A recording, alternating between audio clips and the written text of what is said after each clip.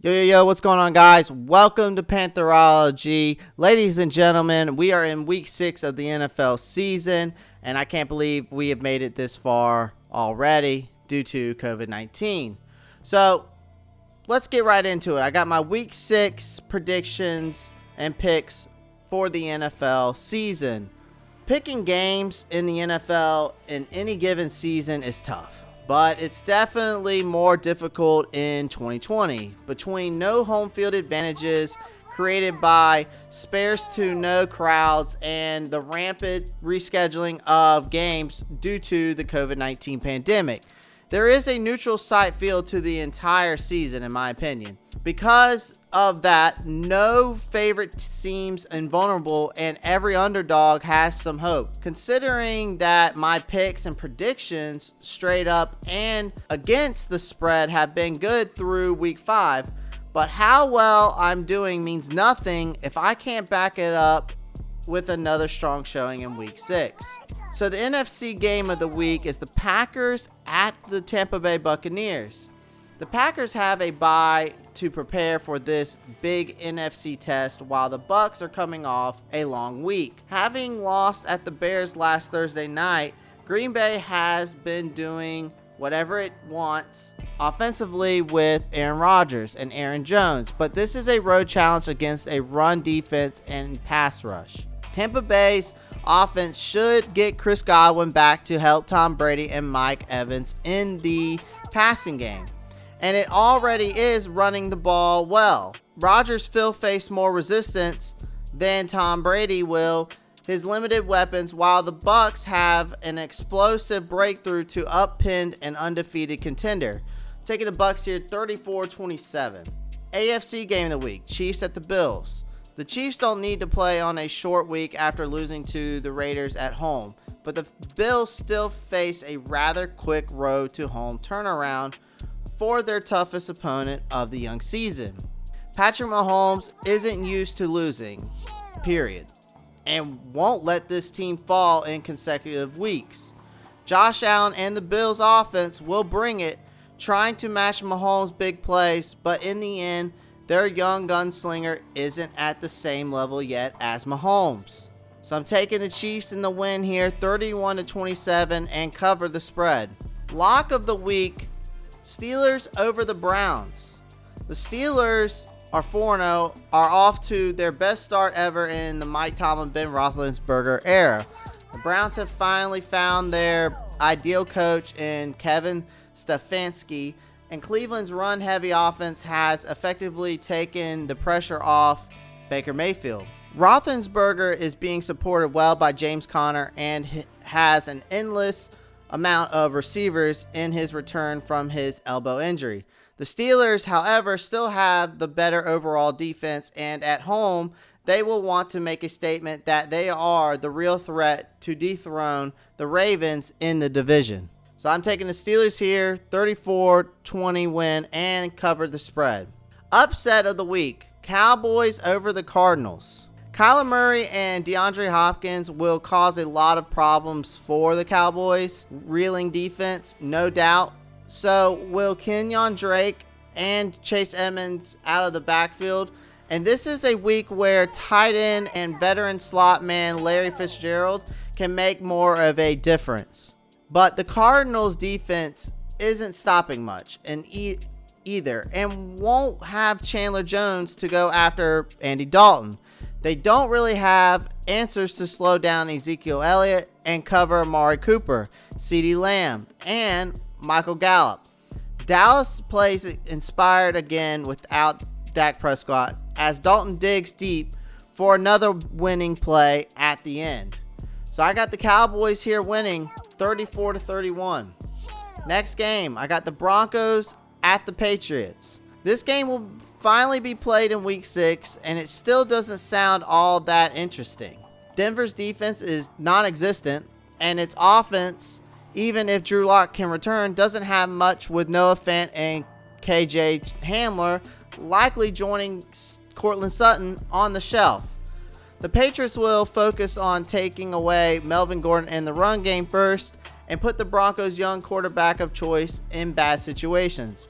Whether or not Cam Newton can play for New England, look for Bill Belichick's team to go run heavy to slam the door on Denver. So I'm taking the Patriots win here, 30-14. Next game, Texans at Titans. There was a liberated feeling to the Texans when they ripped the Jaguars in their first game without Bill O'Brien. Deshaun Watson looked loser in making plays with his big arm and legs all over the field. They used all their weapons well for the first time all season. The defense also seemed to want to overachieve for interim coach Romeo Crennel. The Titans have had a good early start derailed by cancellations and will need to recover on a really short week after facing the mighty Bills. Look for Houston to steal this one in Nashville because of Watson and slowly creep back into the AFC South race. So I'm going to take the Texans here, 30-27. Next game, Ravens at Eagles. The Ravens aren't running as freely with Lamar Jackson, and their commitment of Mark Ingram and J.K. Dobbins and Gus Edwards as expected. They also haven't really expanded their passing game beyond Mark Andrews and Marquise Brown. This is a tough spot for a struggling Jackson against a strong defensive front that excels at stopping the run and applying pressure on the other side. Carson Wentz faces an active Baltimore front seven who can compress Philadelphia's offense too. Jackson and Wentz play to a tough draw with a big late kick by Justin Tucker, making the difference. So I'm taking the Ravens here, 23-20, but fail to cover the spread. Next game, the Washington football team at the New York Giants. Who will Washington start at quarterback? Who know it won't be Dwayne Haskins? And we don't feel good about either Kyle Allen or Alex Smith with limitations around them. Terry McLaurin steps into another tough matchup with James Bradberry, and Washington won't exploit the Giants' run defense issues enough. Daniel Jones is throwing more ducks than dimes and still can't protect the ball well, but the receiving corps is waking up big time, and Devontae Freeman has sparked the running game. But the Giants get out of last place and get their first win. So I'm going to take the Giants here. I'm going to give them the win and cover the spread, 20-16. Next game, I had the Falcons at the Vikings. The Falcons will be playing under interim coach Raheem Morris, following the firing of Dan Quinn, looking for a Texans-like spark on the road. Unfortunately, Morris will see the same defensive issues surface against an elite rushing attack, even if Alexander Madison has to be featured over an injured Dalvin Cook. The Falcons also cannot cover either Adam Thielen or Justin Jefferson. Minnesota will dominate time of possession for another week, but this time easily Matt Ryan like without Julio Jones again. So I'm taking the Vikings win here, 33-24, and cover the spread. Next game, Lions at the Jaguars. The Lions are playing for more than just pride, as Matt Patricia's job's hanging in the balance based on how they perform after that bye. Look for the Lions to feature more of DeAndre Swift in the run game, and Matthew Stafford can pick apart a shaky Jaguars defense that is further breaking because of injuries. Gardner Minshew will come up with some gritty answers, even if he's without DJ Chark. If you could flip a coin between Honolulu Blue and Teal 100 times, and both teams would lose 50 times. Let's roll with the Leos as the big cats. So I'm taking the Lions win 27-24, but fail to cover the spread. Bengals at Colts. Imagine if Joe Burrow was a Colt. Imagine if Phillip Rivers was a Bengal. Things would feel a lot different, wouldn't they? Burrow is the better quarterback without a doubt, and Rivers' poor play should make Indianapolis think more about Jacoby Brissett or rookie Jacob Eason to save what could be a playoff season. The Colts showed some defensive cracks against the run and the slot last week, which should be big for Joe Mixon and Tyler Boyd. Luckily, Indy can simply go run heavy with Jonathan Taylor to protect Rivers and Tiss defense for a narrow home escape versus Cincy. So I'm taking the Colts in the win, 24-20, but fail to cover the spread. Next game, Jets at the Dolphins. The Jets were supposed to play the Chargers, but does it really matter? They continue to show limited life with Adam Gase and Greg Williams, while the Dolphins have more bounce in their step thanks to Ryan Fitzpatrick, Brian Flores, and Chan Gailey. The Jets have no answers for Devontae Parker, Preston Williams, and Mike Gesicki, and won't be able to stop Myles Gaskin either. Le'Veon Bell loves himself some South Beach, but he has to be hating an offense with Jamison Crowder as the only playmaker.